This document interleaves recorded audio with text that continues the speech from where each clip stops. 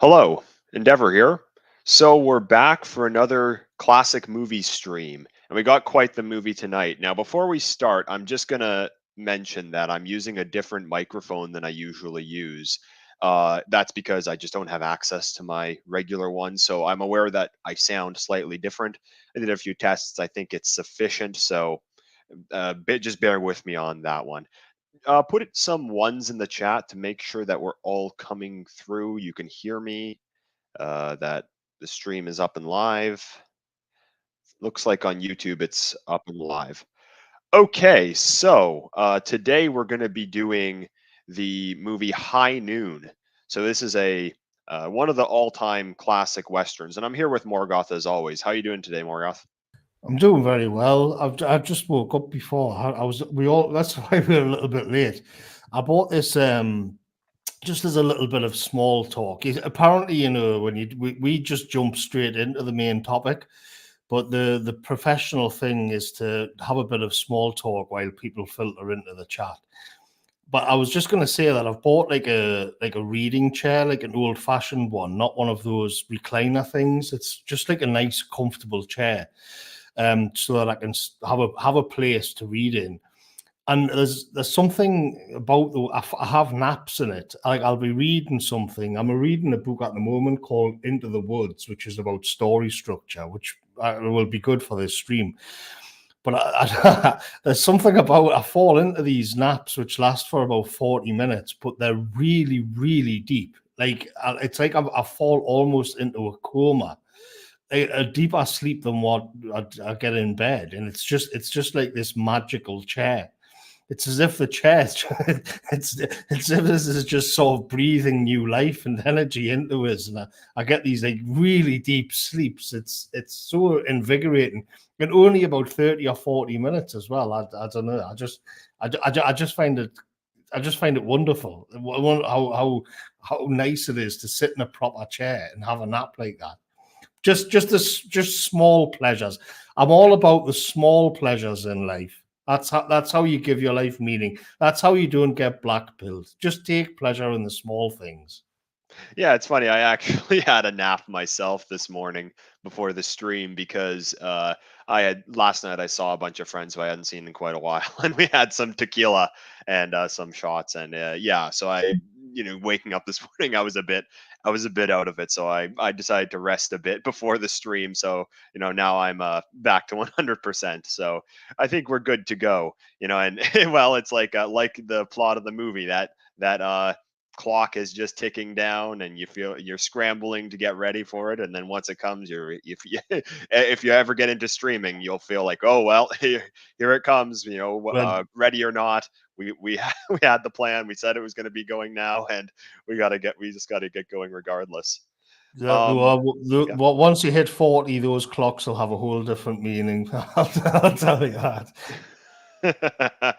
Yeah, I'm not looking forward to that. Anyway, so we're going to be talking about High Noon today. So this is one of the most famous Western movies ever made. I'd say if I had to do a ranking, I'd say it's my third favorite Western. Number one, I think, has to be The Good, the Bad, and the Ugly. I think most people would agree with me on that one. Number two, I think I'd probably say Once Upon a Time in the West. That was one of the first ever classic movie streams that we did. And then number three, I would put High Noon. So it's a really short movie. The plot is really simple, but it's really fascinating. It's a great movie. It's great at building up tension. It touches on many themes about morality, and it's just like a wonderfully made movie. So the plot of the movie is that there's a marshal called Will Kane, and he's the marshal of a town called Hadleyville in New Mexico. So it's the morning and it's his last day of work. So he's getting married to his fiancee Amy that morning. And after the wedding ceremony, he's going to hand in his badge and resign from his position as marshal.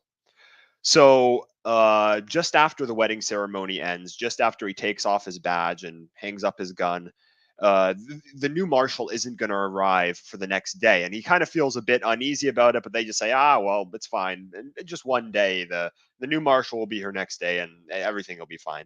Well, just after the ceremony, they get news that this infamous bandit named Frank Miller.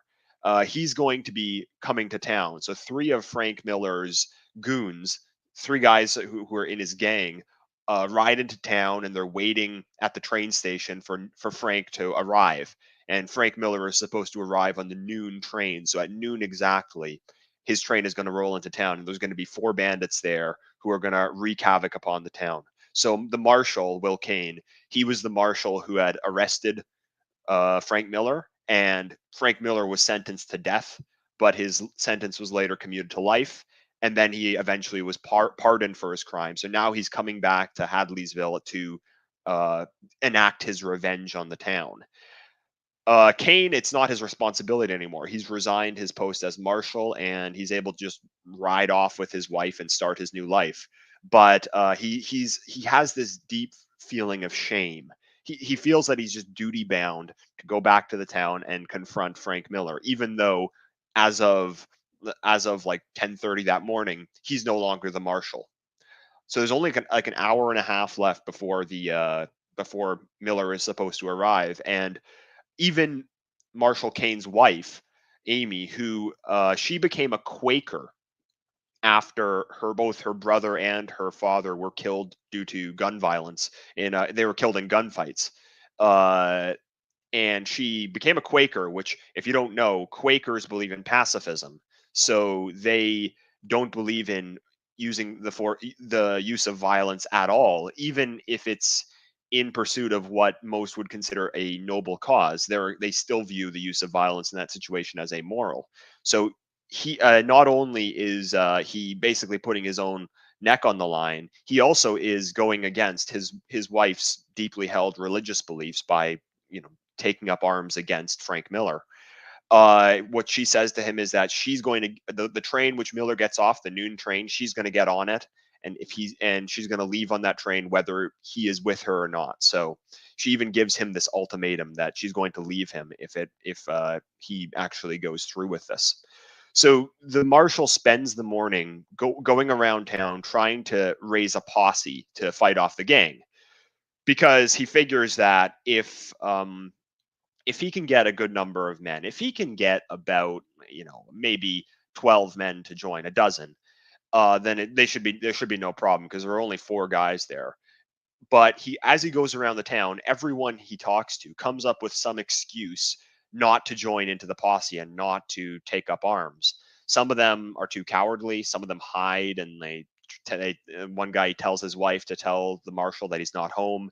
The former marshal says he's too old and feeble to fight now. Some of the folks in the church say that that they're paying their taxes, and it's not their job to defend the town, that they're paying the marshal to do that and it's his job. Others have a personal vendetta against Marshal Kane. Like one of his deputies, uh, has a vendetta against him because he wouldn't support his promotion. So he wouldn't support his promotion. He wouldn't put in a good word for him to take over as marshal because he doesn't think he's ready. So as a result, he won't even stand with Kane. There are some guys in the town who actually were friends with Frank, and they're actually looking forward to him coming back. The one guy who actually does volunteer to join, as soon as he realizes that it's only the two of them, he even runs away. So what you end up with in the end of the movie is a showdown between Marshal Kane standing off against four bandits and trying to fight them off single-handedly. So he takes two of them out. His wife, Amy, is shamed into returning basically by his former lover. So the woman who Kane used to be in love with says that, who is now in love with the deputy who refused to join because of his personal vendetta. She says to Amy, Kane's wife, that he's her man and she has to stand by her man. So she actually hides in his office, and she she takes a gun out of the office and shoots one of the four bandits. You're left with a showdown between Miller and Kane, and Miller takes Kane's wife hostage, and Kane is able to shoot the bad guy and save the day. At the end, he throws his badge on the ground and rides off. So yeah, it's quite the journey, even though it's a really short movie and the plot is really simple. It really does do a great job of building up tension, and there are a lot of themes to get into in this as well. Anyway, I'll hand it over to Morgoth. What did you think of High Noon? I like it a lot, but I think it's one of those films that's kind of a lightning rod for not just for the Western, but also there's political themes behind it. I mean, John Wayne famously didn't like it at all because he didn't like the way it portrayed like normal American people, which we can get into a bit later. You've got this. It's also coded. It was supposed to be this kind of criticism of McCarthy at the time, where they were carrying out these purges of Hollywood. And of course, John Wayne was actually supported that. he supported having, you know, all these communists, usually with a certain background, drummed out of Hollywood.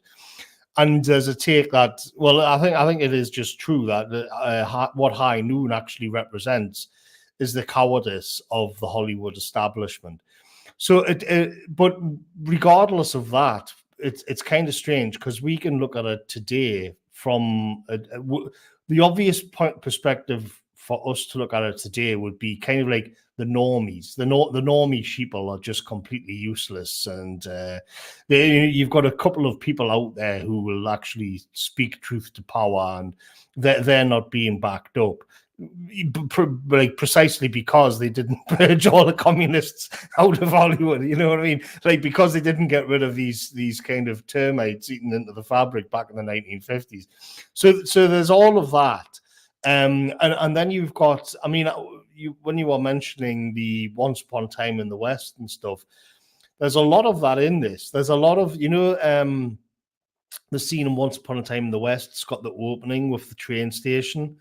And when you see that's like a direct shot for shot taken from High Noon. And then there's the bit where Miller is coming into town at the end, and Kane, the marshal, is kind of on his own walking through the town. And that's the same as Frank. Is the villain called Frank Miller? Yes, it's Frank. So the name is the same. Yeah, so then it's Frank in Once Upon a Time in the West. It's very similar because Frank is in Once Upon a Time in the West. Frank's men have been paid to gun him down, and he does that thing where it's very good because Kane is always shot in the movie. If you look at the way that it's shot, he's always on his own. He's always on his own and looking anguished and looking tormented, and it sort of as if like he's struggling to cope with what he has to deal with. But he almost always on his own as he's wandering from person to person, and everybody's turning him down. But when you see the killers, there's always four of them. And again, like Once Upon a Time in the West was, we said at the time because we reviewed that one. I think it's on my channel, is it, or yours? And that's like it's online. The first postmodern Western where they've taken all of these ideas and concepts from other Westerns and he's brought them into there to comment on them and critique them. And so you see in the lonely kind of wander through the town, it's kind of inverted because it's the bad guy who's walking through the town on his own, and his own men are trying to kill him. Whereas in High Noon, it's the good man. And another thing I'll say is like Kane's character is just a good man. He's not this kind of anti-hero. He's not some sort of psychologically tortured, or he's a very, very traditional archetype of just a good, solid man. And it's strange because when people are doing movies and things, it became normalized where your protagonist would be in some way wounded or tormented or fragile, or he'd have some kind of dark past, or all of this kind of thing. And there's really not much of that about Kane at all. He does have a history with Miller. They both had an affair with the Mexican woman, but that's kind of it. He isn't struggling with his conscience or anything like that. He's just a solid, good, upstanding, moral man.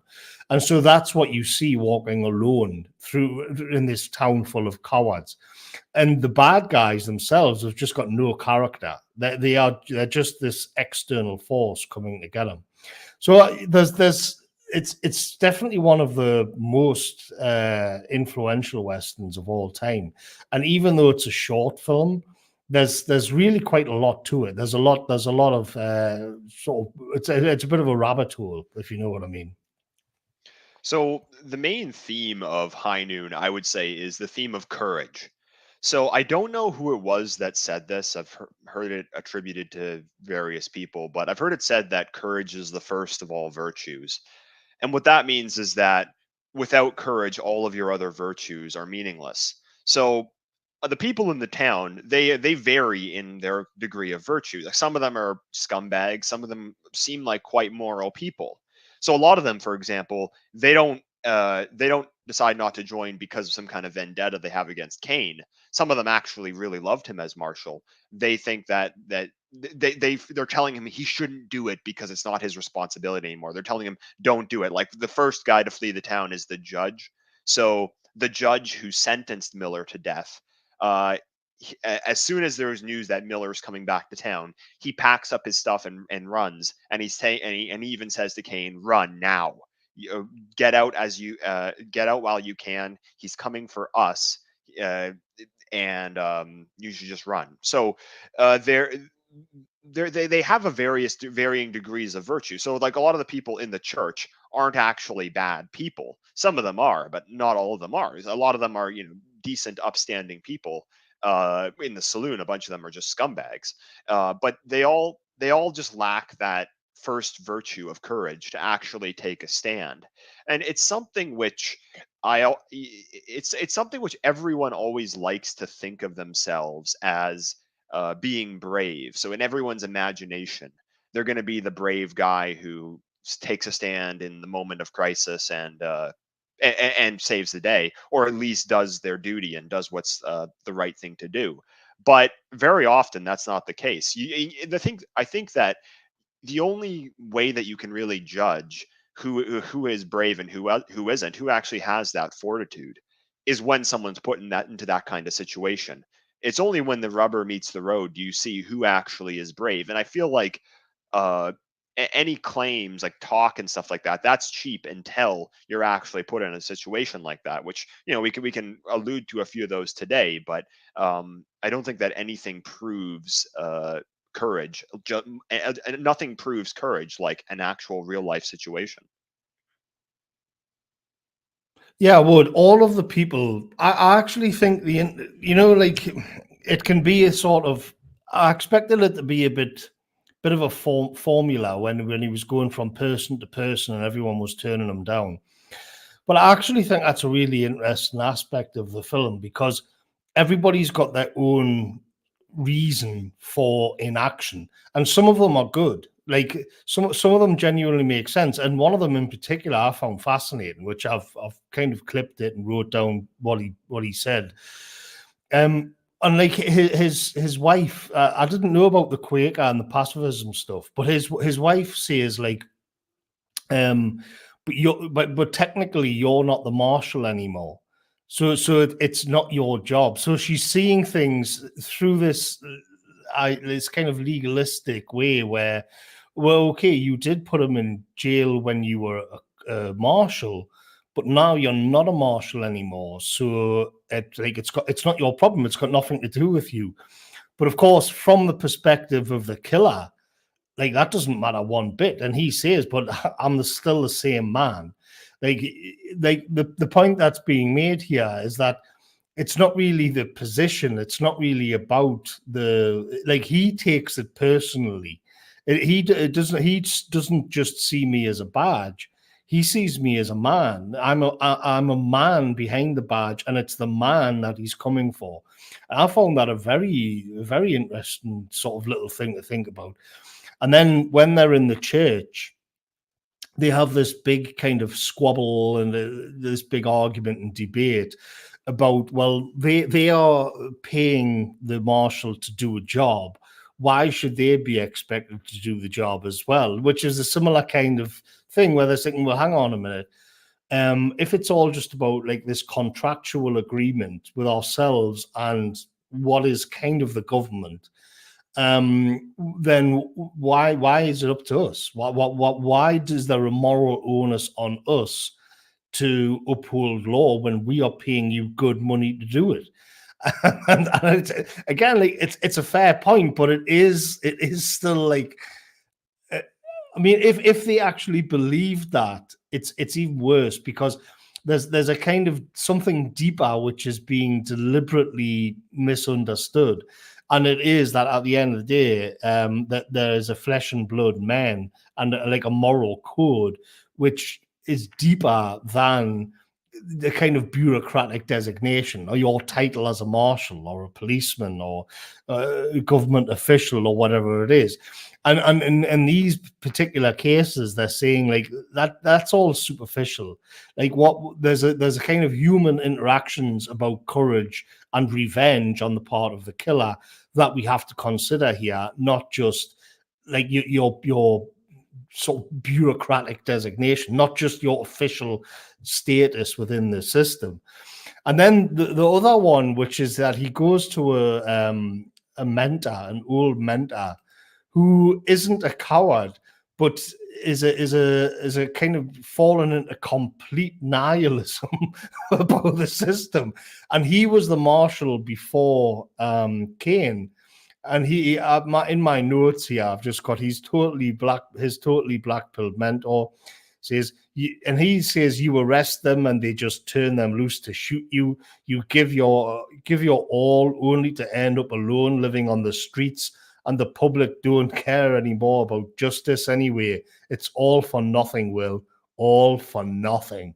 And then Will's kind of like, well, all right. And he turns away, and it's like it's just purely the people are scum. They don't care that you're going to give your all for them.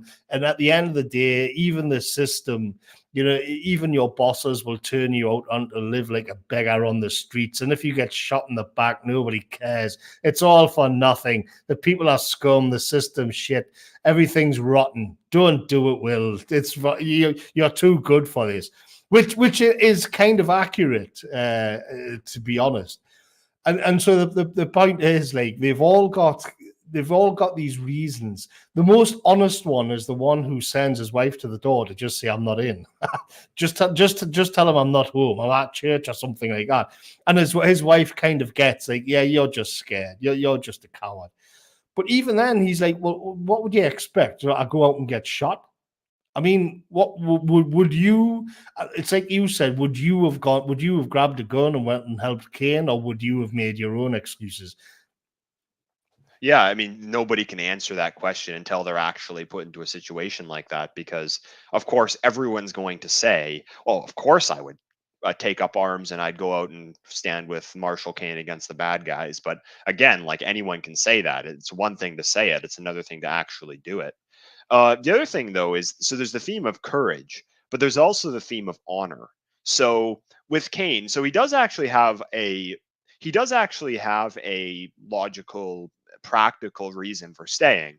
What he says to Amy is that, well, Miller, he wants me. His rage is against me because I'm the one who put him in jail and got him sentenced to death and then sentenced to life, and he's coming back to enact his vengeance upon me. And if I don't deal with it now, then well, he's going to haunt us forever. So the thought process at the beginning, when he first decides to go back to the town, is that he'll raise a posse in the town and that they'll easily take out Miller's gang, and then that's the end of that. So now, like, they can live their lives peacefully and they don't need to worry about this specter hanging over their head their entire lives, that there's this angry bandit out there who wants them dead. So that's what he tells his wife. That's why he tells his wife that he needs to go back. I don't know if I, but when I watch that, I do also get the sense that I don't know if he entirely believes that. Now, I mean, there is the factor that Miller does hate his guts and probably wants him and does want him dead. But I don't feel like with Marshall Kane that his primary motive is the protection of him and his family. I feel like it is a sense of honor, first and foremost, that he feels like even though he is no longer the marshal of the town, he's duty bound by some code of honor as a man to stand up to evil, Yeah. and he also he goes into it with this like uh, with the assumption that like there are going to be a bunch of great men to stand, a bunch of brave men to stand with him, but at the end of the day, none of them do. So, he is put in the situation that by being in that town, he's putting himself in a lot more danger, and fighting Kane alone, he's putting himself and his wife in a lot more danger than if they were to just run. But at the same, but he does just decide to go through with it. He does decide to just take the stand then and there. There's the aspect of wanting to put an end to your troubles once and for all. But I really feel that it's that code of honor that really binds him to that really pushes him to take that stand. And I don't think it's purely about him wanting to eliminate a threat. I think it is more about Yeah. it's about his sense of honor. Yeah, I don't think it is like a purely rational calculation. I mean, for a start, I think they could still head out of town and not be found by Miller. It's worth saying as well that it's established. I think it's in the church scene where Miller used to run the town, and the women are saying that we couldn't even walk down the streets. So Kane has actually cleaned up the town. He's made it safe for families. The women can walk down the streets without being touched up and molested. Kids can play in the streets, and the local mayor or whatever, he's saying like people in the north with a lot of money are looking to invest in the town because they think we're making a go of it. It's going to be a successful place. People will come here with businesses, and all of this will be finished if they come back and turn the town back to the way it was. So, and Kane is responsible for all of that. All of this is because he had this tough, honest approach to law and order. But I think if it was a matter of just a purely rational calculation, I do think they could have gone. I do think they could have got on the train and just escaped, and he wouldn't have gone after them because it seems like he's going to stay in the town. But I think from Kane's, as you were saying, his sense of honor means if you imagine that him and Amy they go on a little hut somewhere. Kane is going to have to spend his life sitting on his porch on his rocking chair, watching the sun go down, knowing that he fled, knowing that when it mattered the most, he was a coward. I think that's what he just can't live with. That he knows that he'll face years and years of having to deal with that as a man. And he decides, well, I'll rather take the chance of dying than having that hang over me for the rest of my life. Now, that's what separates him from the townspeople, because the townspeople, they don't have that. I mean, some of them are just outright, go tell them I'm not here. And their kind of calculation is, well, I'll just die in the here and now. And I mean, I don't think that they would actually worry. They wouldn't be thinking in years ahead. When it mattered, I was a chicken. I wasn't man enough to face the threat and do what was right. I think it's a kind of a damning commentary. This is why John Wayne didn't like the movie. They just don't have that conscience. They don't have it in them, and they won't think, oh well, there was that time when I chickened out of the fight and I didn't do what was demanded me as a man. It's a kind of depressing thing. I mean, when I was young, I got myself in all kinds of trouble, and I faced a similar situation where there was a lot of people who had it out for me, and my dad told me to go and get my sister from the pub, but I would have been torn apart if I'd gone into the pub, and I would have went alone as well, and I didn't do it. And he kind of he wasn't particularly kind, and he went down and got my sister out the bar himself. But he that was a kind of in my youth that was a major thing for me and him, and I do regret it. I do wonder about that to this day. But on the other hand, I wouldn't have stood a chance. I don't know what he expected, to be honest. But these are these difficult things, and it was that was all a very traumatic time. But yeah, I've kind of been in that situation, and I fluffed it. I didn't pass the test as a sort of 19-year-old or whatever I was, and I have tried to make up for that in the years since, I suppose. But it does, at least I can say it does gnaw away at you thinking about that. But for a lot of people, it just wouldn't at all. Yeah, I mean, I think it's a quote from Clausewitz. I don't know the exact quote, but it's something like, "Cowardice is the fear of injury to the body.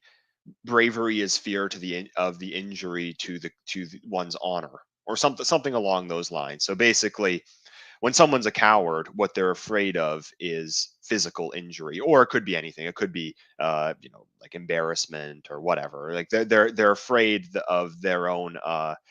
They're afraid of something much more tangible. Whereas when someone's brave, what they fear is the shame of not going through with whatever it is that they want to go through, whatever it is that they're faced with, whatever that problem is. But do many people have that sense of shame? I don't know, but I know that definitely when in the future, like you mentioned, now I've never been put in a situation like you were. So again, I certainly am not going to say that, well, I would have done this if in that situation, because I've never I've never been faced with something like that, which you just described. But I know for myself that I always feel worse about, not going through with something when I feel like I didn't act in the way which which I ought to have, than I do about whatever injury or loss that I would have suffered otherwise.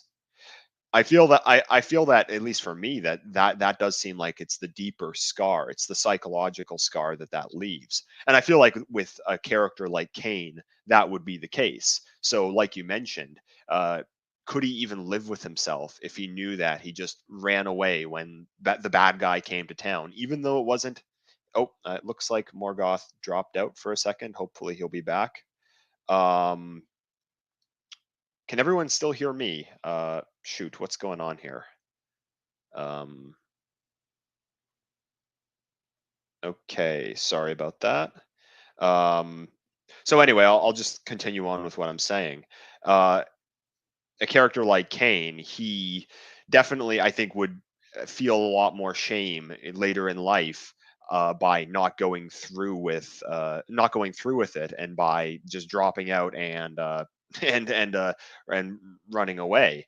And I feel that, like, for someone like him, for someone who actually has that amount of fortitude, that's a much bigger injury. Now, and again, like in this situation, he's risking his life. He's like putting his life on the line for this. Um, and oh, here he is. He's back. Okay, okay, you're back on.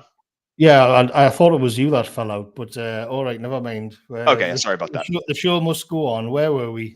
No, I was just basically saying that I feel like someone like Kane, it's the injury to his honor that he fears a lot more than the injury to his physical body, and that in this case that would be his life. So going back to the Clausewitz quote, if cowardice is fear of physical injury, bravery is fear of injury to one's honor. And I feel like with a character like Kane, he definitely puts that first and foremost. But is that the case with everyone? I don't think it is. Like, will No. some people? I mean, it certainly isn't. I don't. I think that some people will take the easy route, and they will suffer the shame later, and some, like you mentioned, might not even think about it. And again, I want to make it clear that I'm not claiming that I'm one or the other, because, like I said, I think that only actions can really prove, uh it can really prove that. So I don't want to make any claims about myself, but I feel like with a character like Kane, it's the injury to the honor which he fears the most, and that's what gets him to be so brave and actually take a stand 4-1 and single-handedly take on the gang. I mean, I think there's a trope that's being undermined here.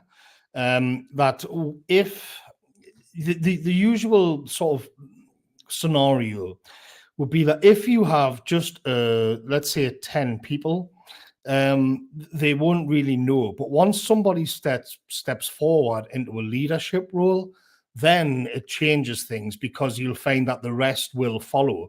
So what you can expect to do, what you can expect in a normal standard Western setup is that, yeah, the people are scared. And this is actually most John Wayne Westerns. The rest of the people are usually quite meek. But because John Wayne is in the alpha leadership role, they all fall in behind him and they'll all follow him. So this is why in the John Wayne movie, like there's like 2 or 3 movies he did where the setup is that somebody's in a jail, and usually it'll be like a drunken old man with a shotgun who he's got his sidekicks. So on their own, they'd be worthless. Or it'll be like some young kid, and on their own they'd be useless. But when John Wayne's around, he has this kind of aura, he has this kind of alpha status where the lesser men are then able to find courage within themselves because of him. And in High Noon, you'd expect that that would happen, but it doesn't. And so he's left on his own. That's the trope which has been kind of done away with.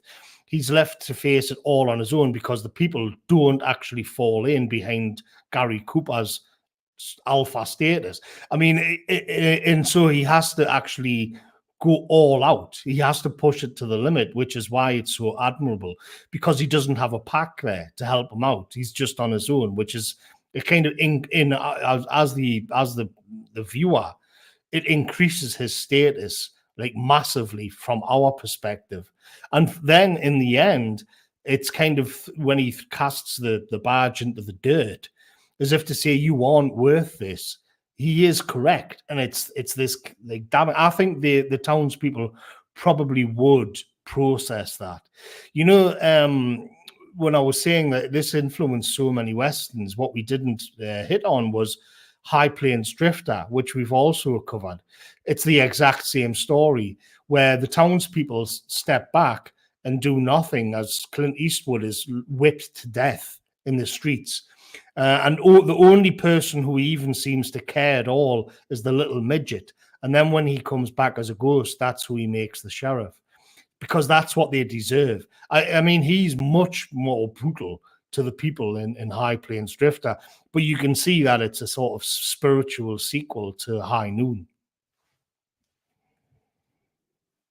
Yeah, I actually thought that as well, that there does seem to be this parallel between High Plains Drifter and High Noon. I think High Noon is a lot more pleasant of a movie. Like I mean High Plains Drifter, it's an interesting movie which we did cover on that Clint Eastwood stream, but it's also one that really does like tear into a lot of the Western tropes. With this one, you still do get the sense that the good guy wins and that he saves the day. And even though it does have a lot of critiques, even though someone like John Wayne, because he also despised High Plains Drifter as well for the same reason.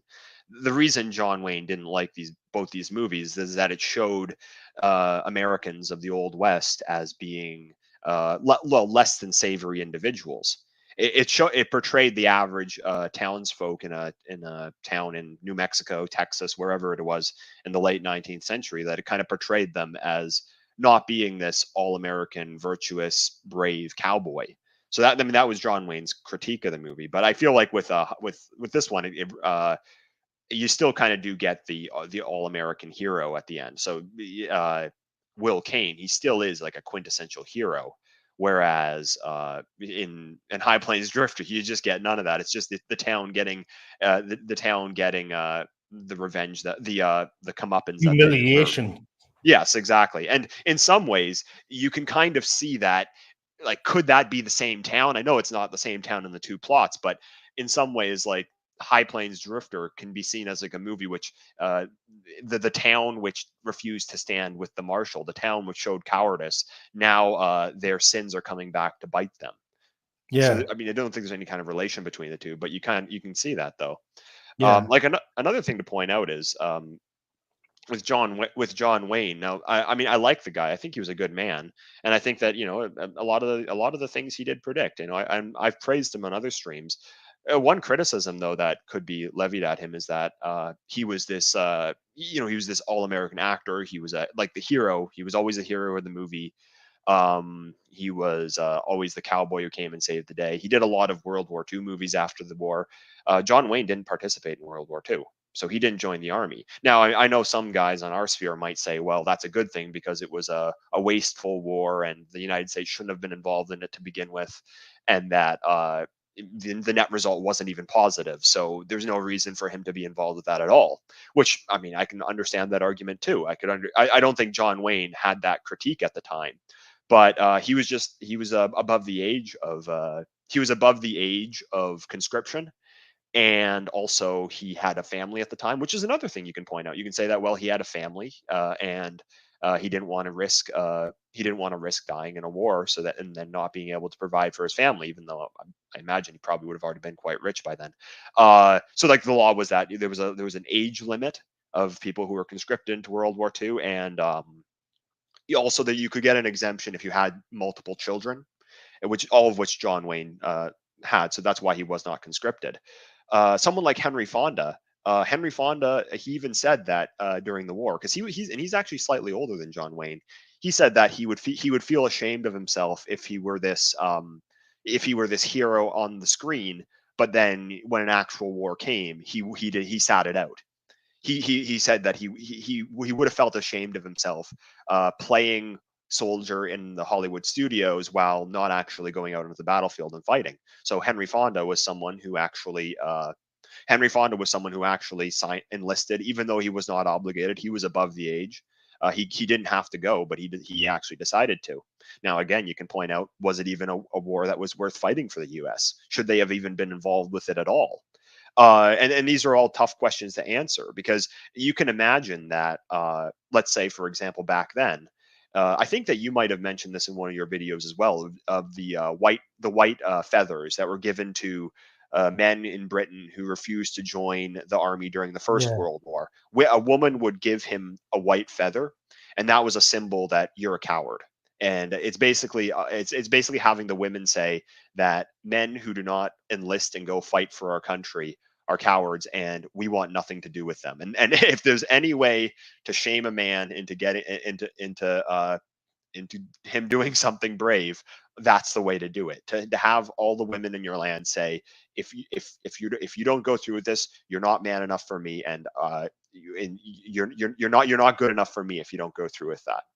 But then, the other thing that I think you point out in the video is, what if someone wasn't necessarily a coward to not join, but they just thought that the war was not one that was worth fighting. It was, let's just say that they didn't believe in the cause, and they thought like it wasn't in Britain's best interest to be involved in World War I, which there's a great argument for that case. It's something that's really hard. It's a really hard question to answer. Given what we know, let's say, like, given what we know about World War II today, and more, I'd say more, not so much the war itself, but the world which developed afterwards. If any of us were teleported back in time, would we join the assuming that you're in Britain, America, Canada, one of the allied countries, would you join the military? You could say, I mean, with that knowledge of how the country would develop after the war, how the war would be used as this narrative to facilitate that, to basically facilitate the destruction of our countries, would you join? Well, a lot of guys would say, hell no, I wouldn't do that. But then you also have to remember that the people in countries like Canada, Britain, America at the time would have thought of that. If you were this patriotic person, and you didn't have to. These guys weren't libtards. They were, like, the average World War II veteran was probably a lot more based and red pilled than your average internet right winger is today. But a lot of them just wouldn't go through with that because, or no, so a lot of them would, because just the pressure of the time. You'd have been viewed as this, like, cowardly individual by not going through with it. But then use also the argument that, was it even the right thing to do in to begin with? And it's just an impossible question to answer. I mean, I would, yeah, it is. And if it, because it would be easy to LARP and like say, oh no, I wouldn't, because I would have seen through it all and I would have sided with the Germans and all. I'm perfectly willing to say, like, if I had been around then, Firstly, like given my background and everything, I just wouldn't have had a chance. I wouldn't have had a choice. But I would have probably just went along. I would have probably just done what I was told. I'm not gonna I'm not gonna big myself up, and that would have meant I would have been shipped off to war, just like everybody else from where I come from in the world and across England and Canada. And I'll just take I'll just put my hand up and say, yeah, I would have probably just done what I was told. If I'm honest, I'm not sure. I'm not going to say that I would have been based and red pilled, because you're going to go along with the social sweep to a large degree, you know. I don't know. It's getting a little bit off the beaten track, because it is about war. What I was going to say was what the interesting thing about High Noon. Let me read out something that I came across just on a little bit of the politics, which is from The Guardian. I know there's better essays out there about it, and they were discussing it, and they say the politics of High Noon are like a Rorschach test. Through one lens, it could be seen as a critique of McCarthyism or a pacifist's plea for non-violence and civic duty, arguing against the use of force until absolutely necessary. Through another, it's a rock-ribbed defense of law and order, with Keynes Marshall representing the thin blue line between a safe, civilized society and the bloody chaos of the Old West. Director Howard Hawks reportedly hated the film so much that he made Rio Bravo. That's what I was referring to earlier with John Wayne. So I mean, there's a couple of those movies that are pretty much identical, but the setup is there's a bunch of goons coming, killers, to get their friend out of jail. And you've got like an old man with a shotgun, a drunken sheriff, and a young kid there to protect them, and that everybody's terrified. They don't stand a chance. And then the Duke arrives to sort of get everybody in order and, to bring some leadership and alpha charisma to the matter and save them. So in a way, these Howard Hawks movies, which came after, about 10 years after, I think, are then having a go at High Noon and say, no, this is how to do it. It's like, yeah, you can have your motley crew who aren't very brave, but they will be brave when the John Wayne arrives. And then anyway, he says, the film's liberal producer, Stanley Kramer, I didn't go on his Wikipedia page. Yeah, we know. I don't think we need to. Spent a career trying to raise social consciousness on issues like racism, Guess Who's Coming to Dinner, evolution, Inherent in the Wind, and political justice, Judgment at Nuremberg. But High Noon is too ambiguous for the soapbox.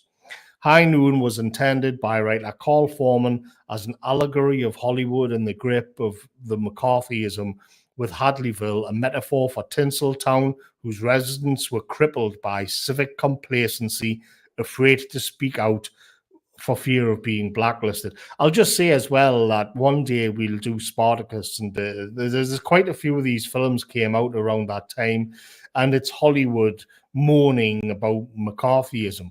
But the funny thing is, today, what the Guardian's saying here is basically that High Noon is a leftist film, but today it would be seen as a quintessential myth of America, of the conservative America, and all of this. And I just think that's interesting, that something that when it came out 72 years ago was like a left-wing critique of McCarthyism gets absorbed into the cultural psyche and is looked back on as what is regarded. I remember in Die Hard, Hans Gruber says to Bruce Willis, John McClane, like, because by this time, you see, in movies, they'd reference other movies.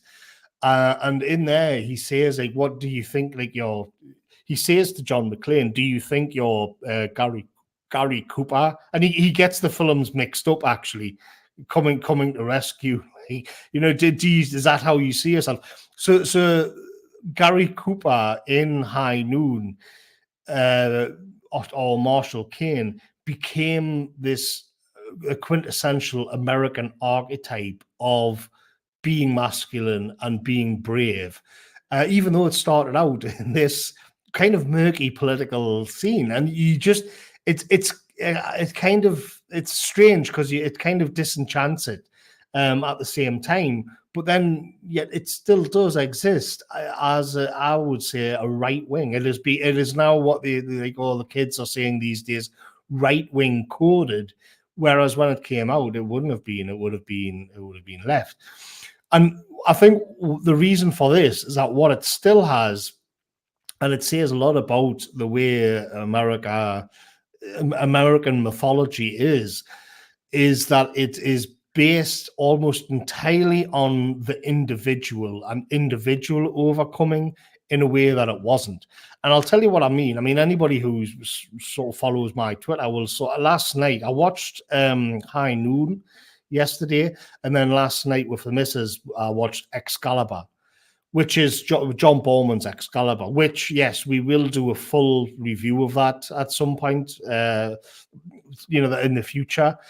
But when you see that, the say the English or Germanic myth, if you want, because it's kind of overlaps. It's got Wagner there. It's kind of similar to some of the Wagnerian myth. What you can see is that it's much more, it's much more magical. It's much more religious coded, and it's got a lot more to do with duty and land, and prophecy and destiny and being a king of the people and all these sacred bonds and connections. And it's strange and interesting that the American mythology is not that. The American mythology, the archetype of the American mythology, if it's John Wayne or Gary Cooper or Clint Eastwood, or for that matter, John McClane, it is this kind of just this individual where you are just on the plains alone. You are forced to confront your inner demons, your fears, the murderers, the psychos, and you're on your own and there's nobody coming to help. That's a very, I think, interesting thing about the construction of the American myth, which is something slightly different to the old traditional forms that we see in Europe. Yeah, there's this video by this cultural commentary channel. I think he's mostly apolitical, probably like a bit left leaning, but it's this really fascinating video about modern versus postmodern versus meta modern. Do you know the one I'm talking about? No, I don't think Okay, so. well, I can send it to you afterwards because it's pretty interesting. So what he talks about is how he uses the example of the movie Top Gun Maverick, which came out about 2 years ago, and that people were saying that the movie, that it felt like they just don't make movies like that anymore. And what he said was that the movie was kind of neo modern, so it wasn't meta modern, it wasn't postmodern, it was modern. So that being the kind of movies that they made in the 1950s, 60s, and such. So he uses the movie of High Noon as an example of a modern movie. So the bourgeois values triumph. So the hero archetype, the man who stands up for justice, for what's good, he defeats the bad guy, and then we all end with happily ever after. Or at least you get this sense of catharsis that at the end of the day all is well. So there's the archetypical hero, he has the villain, he has some kind of conflict, and he overcomes and he prevails, and all is well at the end of the day. And then it really like it reinforces, um, I guess you could say, the values of America of the mid 20th century. Then what he says is with postmodern films are where they question all those values. So that's like where what would get in, what we might consider, think about, I'm trying to think of some examples, movie like stuff that would be very liberal. So stuff that like talks about, like, I don't know, race and sex and stuff like this, and has all these like critiques of the critiques of the American values of, and it really just applies to the entire West, the values of the, yeah. Yeah, I would say Clint Eastwood's Unforgiven. There's a few of Clint Eastwood's westerns which are postmodern. I think Unforgiven does that, just to stick it within the Western canon. The Unforgiven is a kind of deconstruction of the Western, because Eastwood's gunfighter is he's a very human figure, but it's also he feels guilt. And you know, there's a scene where he shoots somebody in the Dollars movies. You know, he shoots people and they just drop to the floor. And in the Unforgiven, there's a killing that takes place where he shoots a kid from a distance, but he shoots him in the gut. And the scene drags on and on and on, and you can hear him screaming for his mother, and he's dying in agony, and Clint Eastwood saying, "Give him some water," and there's just kind of this horrible, awkward wait, and then just the story in general, where there's within Unforgiven, you've got them talking about the mythology of the West in a Western movie. And it's always deconstructing it. It's like Gene Hackman, I forgot his name now, the Little Bill, and he's pointing out that all of the stuff the Jewish writer is trying to embellish it all. And he's saying like none of this happened. In reality, his gun got stuck in his holster. He shot his foot, and he didn't do it because he was brave. He did it because, you know, he had his eye on the prostitute, and all of this kind of demythologizing of the Western happens in Unforgiven. So I mean, I don't want to go on too long about it, but I think it's fair to say Unforgiven is a postmodern Western. Yeah, so the postmodern films, they're ones that like question you know, is the archetypical hero, is he actually that great? Is he actually a hero?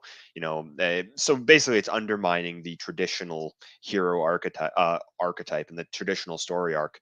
And then meta modern, according to this guy's video, it's basically when people they've gone beyond postmodern and now they're like referencing the fact that that nothing is serious anymore. It's all been deconstructed and they're kind of just reveling in it. Think about something like what was that called? Like like some movie, like the movie what was it called, The Big Short, where they're like they actually have like an actual real life celebrity explaining to you something, and this is a person which you recognize. I didn't like that movie at all, by the way. I found it extremely boring, but whatever.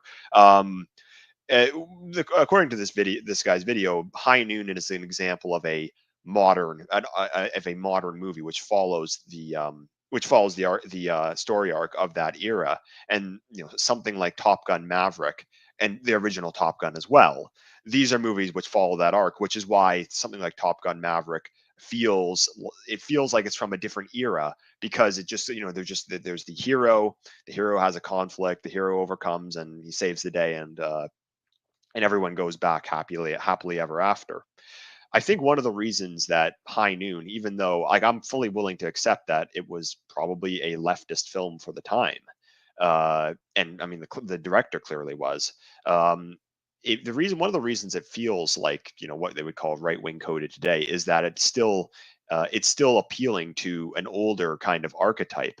But then, secondly, I think it's because the roles were reversed. This was made during the McCarthy era, so apparently it was made as a critique of everyone else in Hollywood not standing with the you know who's and communist sympathizers, not as they were being blacklisted, and no one else standing with them. They're kind of left on their own. And then, and of course, you know, I don't want to over exaggerate that, because I'm pretty sure most people will know here that McCarthyism and the Hollywood purge and all that stuff's been way over.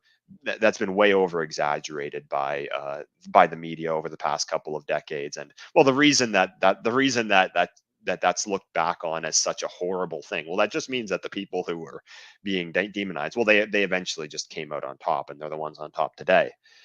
So I don't want to big that up too much, but um, I think though that one of the problems is that today it's the opposite. So it doesn't take any courage today to be, you know, well, it doesn't take any courage today to be a libtard.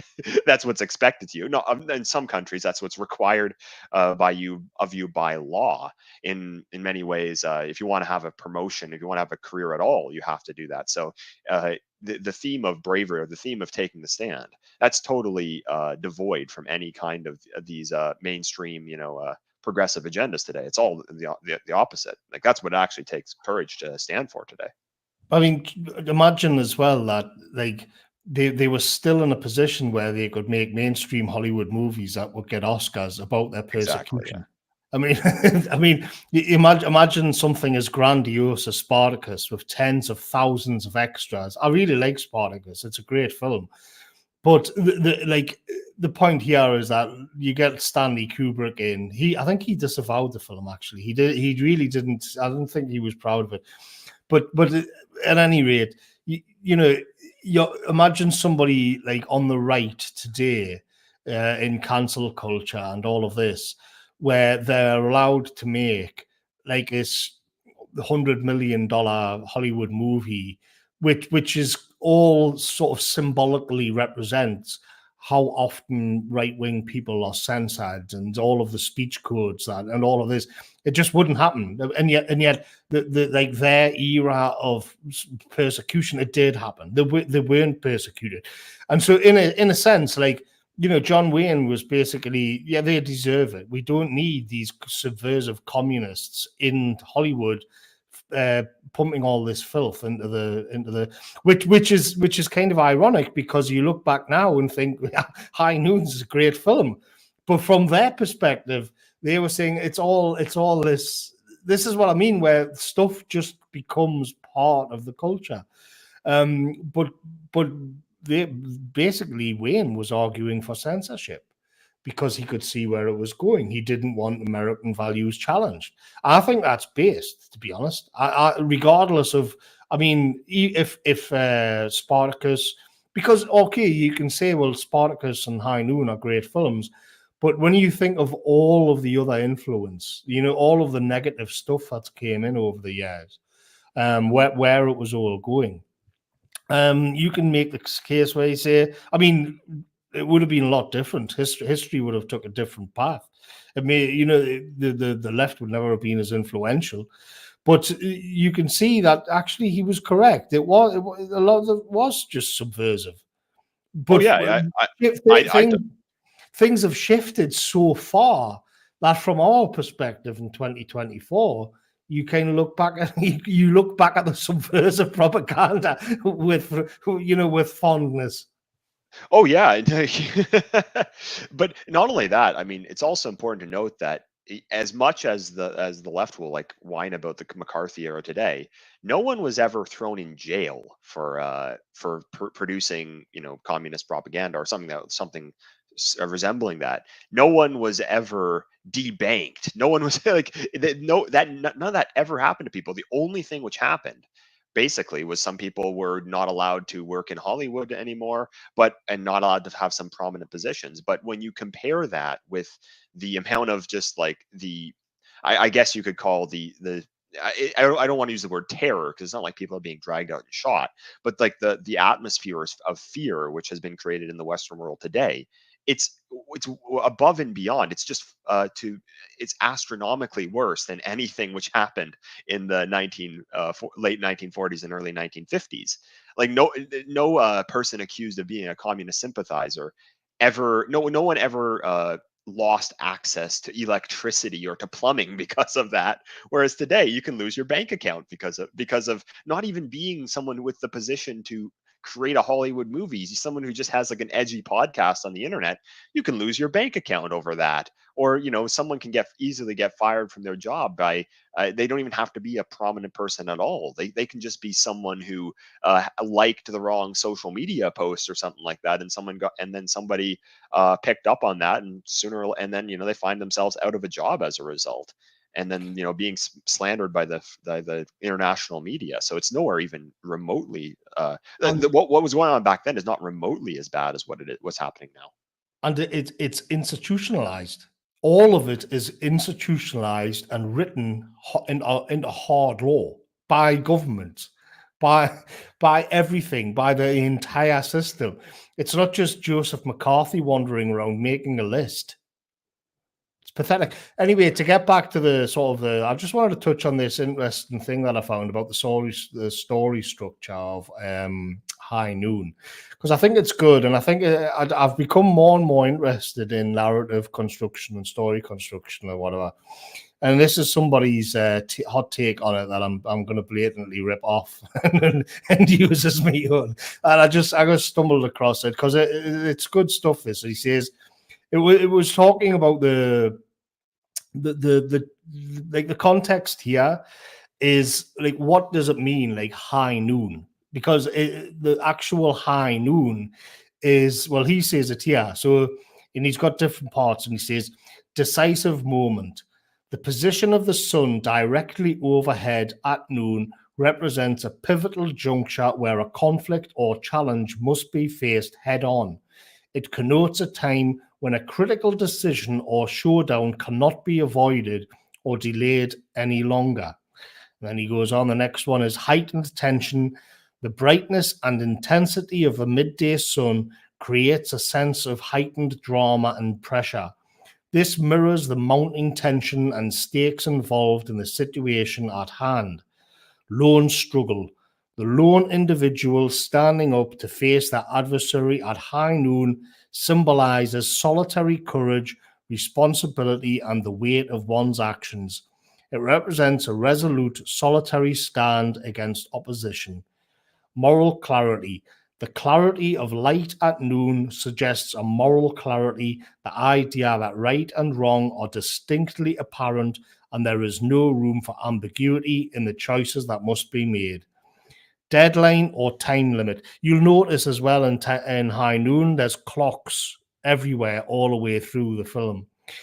The clarity of light, the specific timing of high noon implies a strict deadline or time limit within which a conflict must be resolved.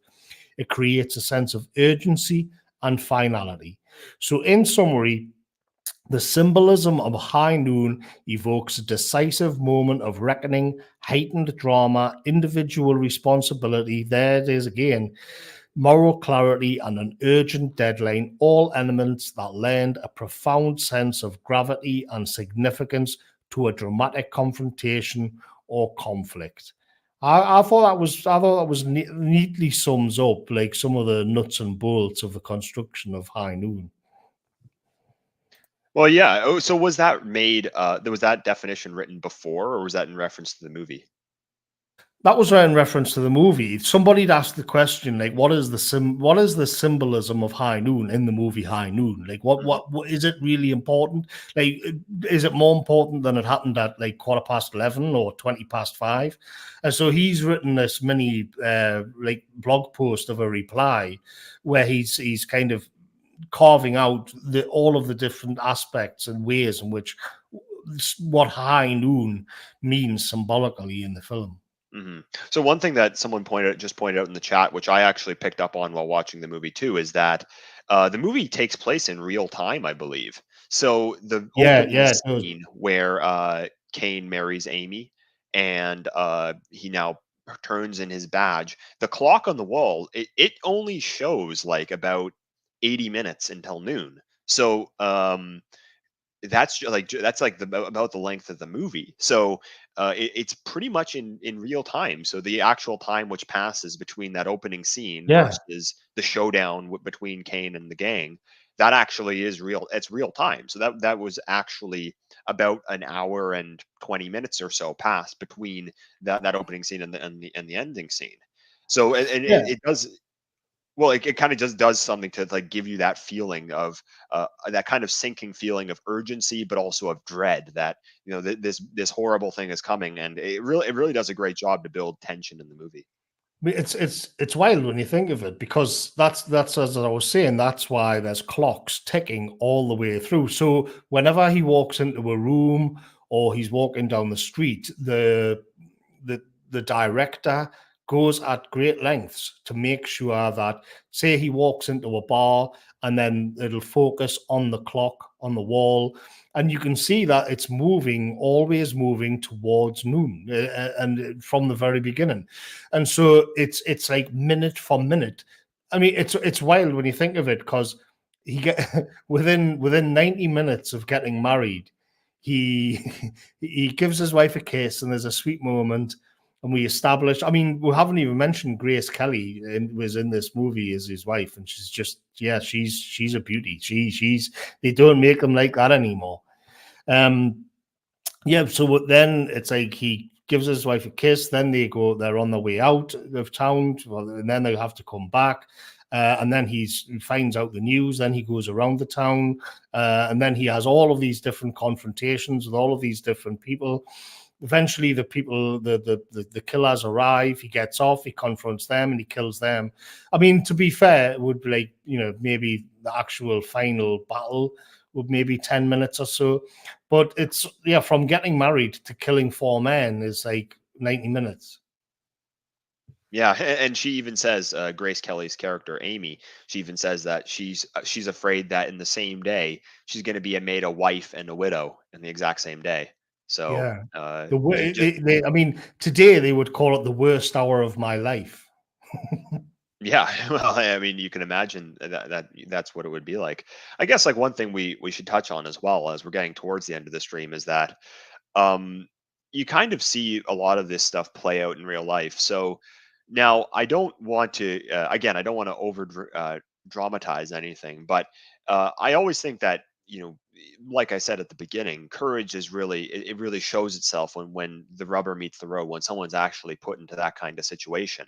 Now, High Noon is a Hollywood movie. It's about a guy facing down 4 gangsters, 4 bandits, single-handedly, which let's be honest, that's a situation which almost no one living today is ever going to be faced with.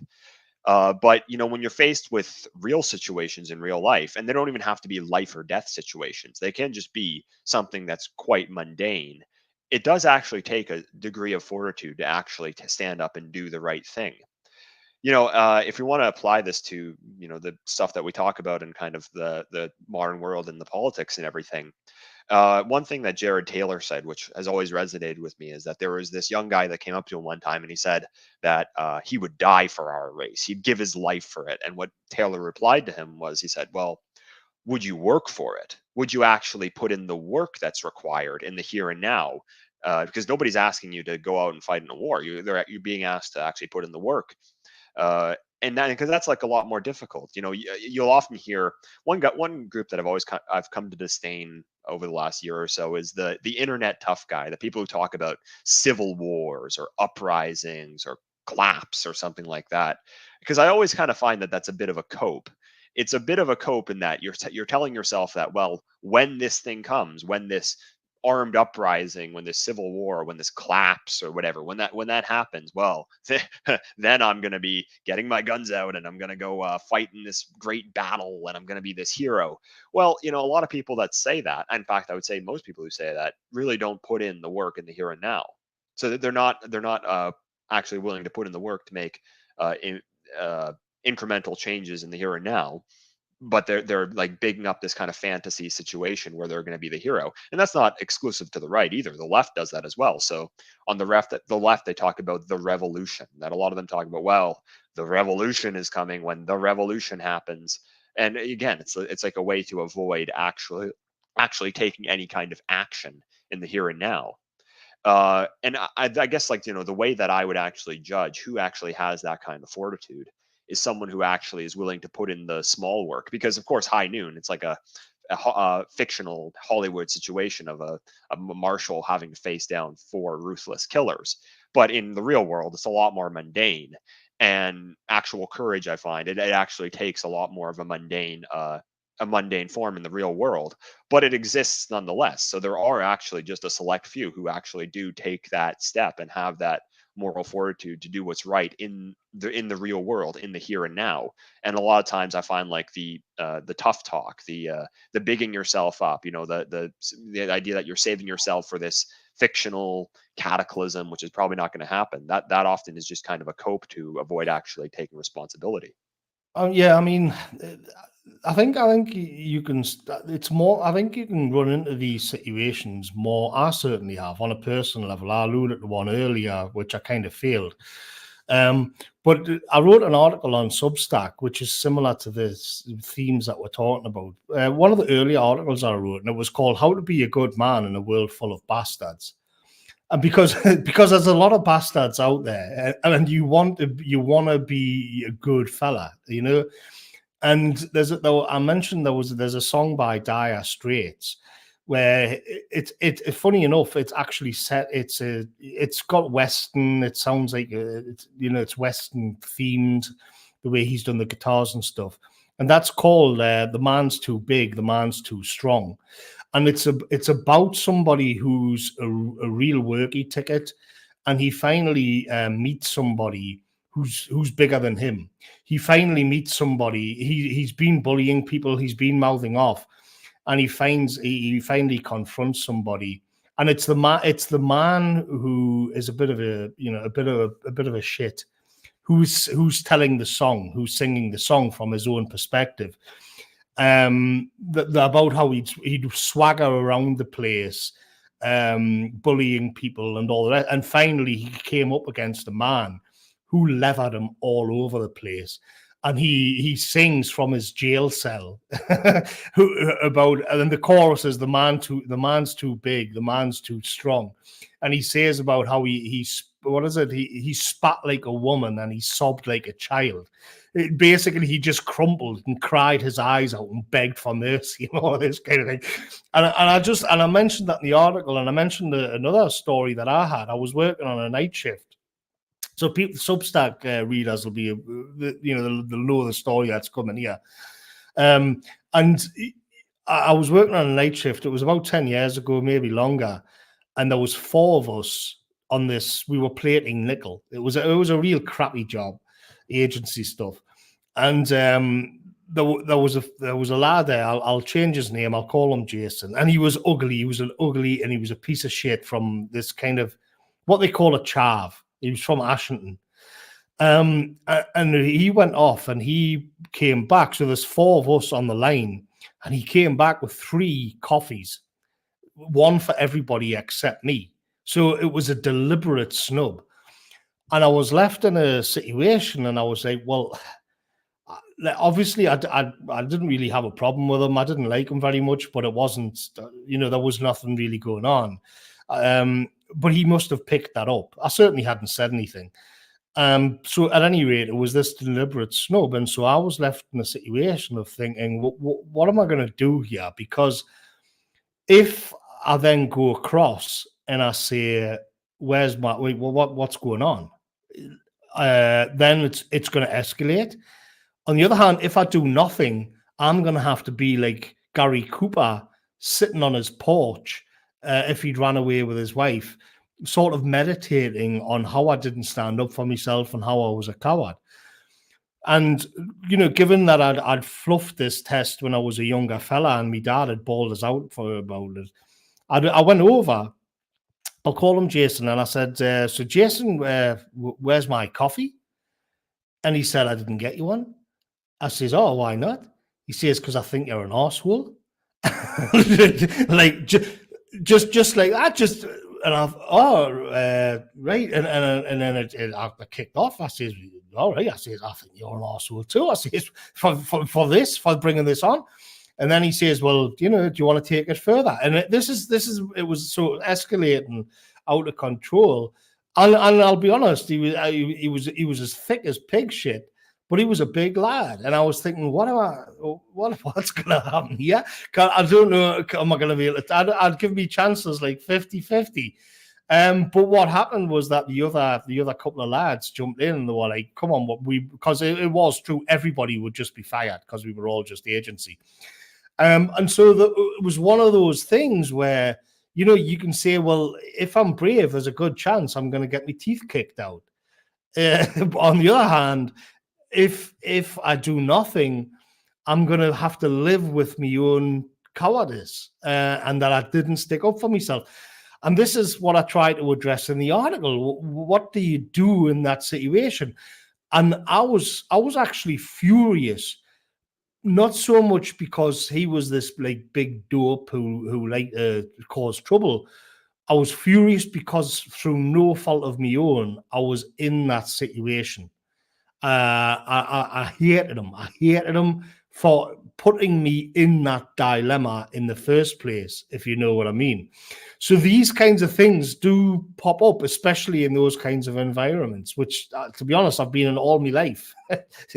Well, until I got too old, until 6 or 7 years ago, I can finally say I'm too old for this. I'm too old for this shit.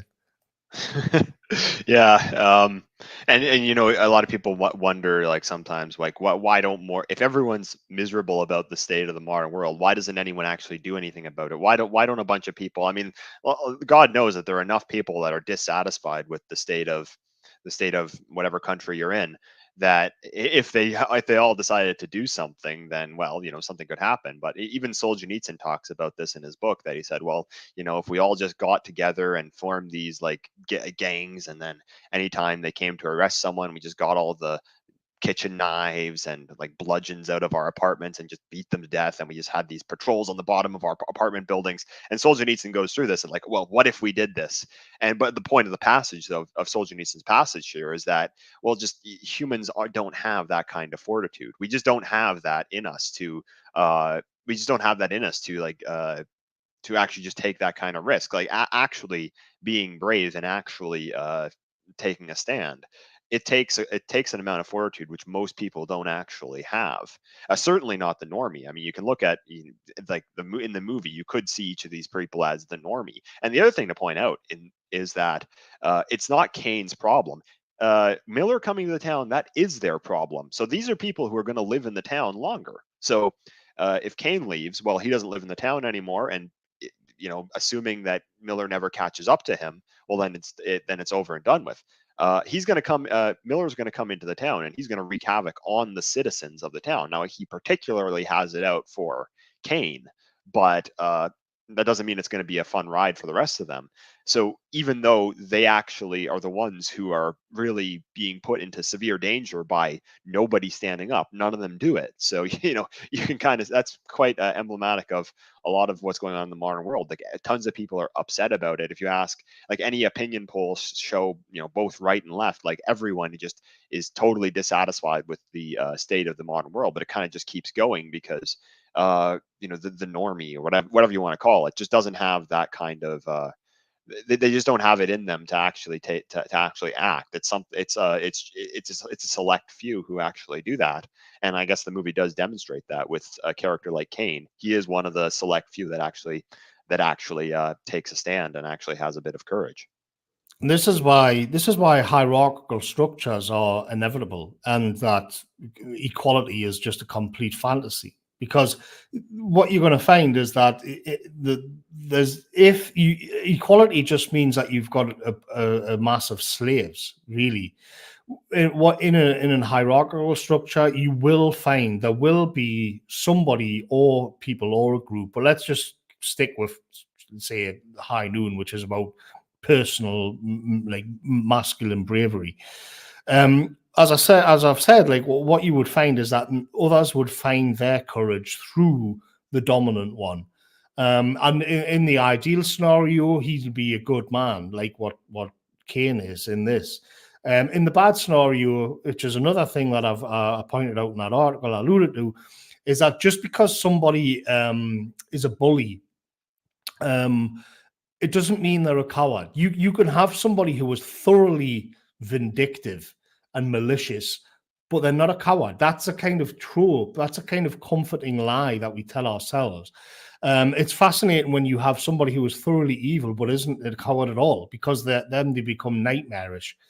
But what you'll find is that what Solzhenitsyn was alluding to as well, where everybody sits around thinking, why didn't we do this or why didn't we do that? In actual, a lot of the time, what will happen in the High Noon scenario is that in the case of Kane, the rest would have fallen into line. And so what you begin to get is a structure with somebody at the top. Eventually, that would become a king. And then through that sort of that noble sentiment would then trickle down, and it would create virtue in the same way that say my dad has been braver than me through his life and things that he had to face, and I had to kind of live up to that. I had that. His willingness to step into a bar alone and be brave like that was something that I actually had to live up to. And so when you don't have that, if you're going to say none of this matters and everybody's just the same, you're just on a downward spiral. It's just a road to hell. Yeah. Well, I think we've pretty much covered it. Is there anything else you want to touch on High Noon before we finished? Not really. I mean, when I got cut off, I was actually talking for a while because I thought it was Yeah. you that got cut off. And I was Yeah, sorry about that. one of the bits in my notes that I had, which touches on what we were saying just there, was there's a line in the movie. I think it might be from the nihilistic old sheriff, and he tells a story of ancient Athens. I don't know what this is he's alluding to actually, but he says he tells a story of people of ancient Athens who managed to get rid of a tyrant. And then eventually the tyrant came back and the public welcomed him back again. The same person who they were glad to get rid of, they were happy to see him come back. And his message was like that like the masses are just natural slaves. It's just don't do anything. They're not worth it. None of them are worth it. And it's a fair point to make. I mean, if we're going to wrap up, I do have one. Hunky Haggis sent in Sure, go ahead. a coffee pint, which has got nothing to do with the stream.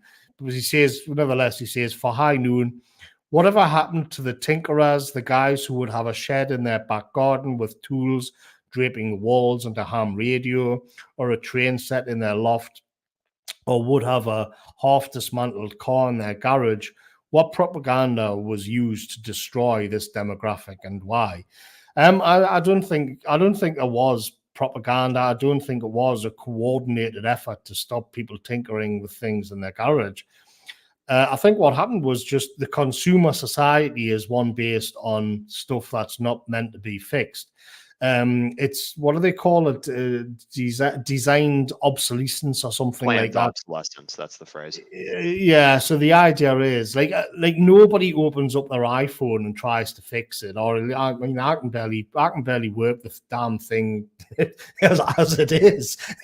but never mind open it up and twiddle with it.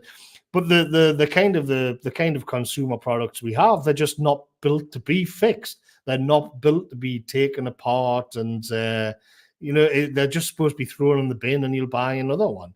And this goes for cars as well. At the moment, cars have got computers in, so you need a specialist technician, an expert to fix the computer on the car. So it's more just that everything's just there to be landfilled. And so you end up with not much of the way of these bits and bobs. I mean, I actually do tinker quite a bit. Not with the sort of mechanical stuff, but with garden stuff. I made a raised bed, like out of an actual bed. And I faff about like making trellises and this kind of thing. So yeah, I don't think there was any kind of coordinated effort to sort of get rid of all that. But it's just consumer society. People just buy things and throw them away. That's my take on that. What would you say, Endeavor? I think that's the same, and also I guess just the overall like laziness and that the modern world kind of breeds. I will say that they haven't totally disappeared. I alluded to this in my recent video. I made a video about my family cottage, and my dad's a guy who has all these tools everywhere, and he's obsessed with just fixing things, and so and which is great. I mean, it's great to have that as a hobby. I mean, that's much better than spending the entire day sitting around watching Netflix. So I mean, it's not impossible. You can still do it. It's just you actually have to make a choice to do it these days. You don't have to be a handyman anymore. It's kind of just a hobby now because everything is just being made so comfortable. It's not, like you said, it's not meant to be fixed. And at the same time, people just kind of haven't carried on that skill because they haven't been forced to. Nobody has to do that now, so nobody knows how to. I also got one from someone named Dusty, and it's just saying, thanks for the show, guys. So yeah, thanks for your contribution. Anyway, is there anything else you wanted to say before we're done for today? No, not really. I mean, I've been a bit quiet this week because I'm going to be doing. I've got a big article coming out this week, which is why I've been a little bit quiet this week, last week, and I'm also going to be doing on Substack, I'm going to read through, it'll be for subscribers only because people are saying they've been missing some of the audio. So I'm going to start and do for subscribers. I'm going to read through all of the articles that I did of the week, of the month, and have a kind of monthly roundup where it'll just be me going through the articles and a recap, and then probably giving a few hot takes and having giving me thoughts on some other whatever's happening, random stuff like that. So that'll be my like new monthly podcast that I'm gonna set up. So the first one will be out next week because it's the end of the month. And I'm going to be doing that. So if you've been missing the audio, that's what I'm going to be doing. And then there'll be more written stuff as well. I think I might do a quick video on something about Excalibur as well, maybe this week as well. So I've been a bit quiet last week while I'm kind of getting ready for a lot of stuff to come. I always feel bad, and I don't when my productivity falls a little bit. That's a lifetime of like working class shit jobs. That mentality is just bored into you that you've got to keep on. You've got to keep. You cannot slack off basically. So yeah, that's what I'm up to. All right. Well, that sounds great. So, any idea what we're going to do next time? No, none. I think I might do Excalibur, but Okay.